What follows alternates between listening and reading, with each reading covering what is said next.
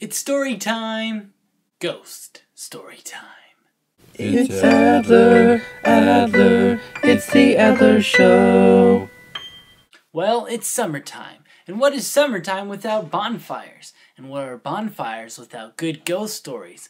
So today I'm going to read you guys a good old ghost story, free of charge. Once upon a time, it was a cold and stormy night. A drizzling rain was falling. It was near midnight when Jack and Sue were returning from a friend's birthday party. As they drove along the lonesome road, the engine of their car sputtered and the car stopped. One look at the meter told Jack that they were completely out of gas. He had forgotten to get some earlier in the evening, and now here they were, miles from a gas station, and not a single building in sight except for a dark and scary-looking house across the road. Jack got out of the car and rang the doorbell. There was no answer. He tried the doorknob and the door opened.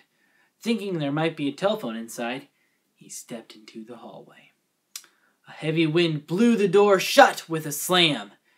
In searching for the phone, Jack fell over a chair and hit his head on the table, knocking him out. Sue waited a while, and when Jack did not reappear, she tried the door and she too entered the house, calling for Jack.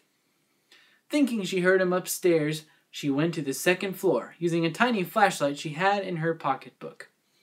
Then she heard the shuffling of feet near her, so she called Jack's name, and when no answer came, she screamed, "Jack!" For the first time, she realized that this was the famous haunted house. Jack came back to consciousness just in time to hear Sue scream, "Jack!" He got to his feet and hurried upstairs to Sue's side. The shuffling feet kept coming, but neither Jack nor Sue could see anything. They kept backing away into the long hall. The shuffling of the feet kept coming closer and closer. They finally bumped against the wall and knew that they were at the end of the hall. The shuffling of the feet kept coming, and now there seemed to be a group of shuffling feet.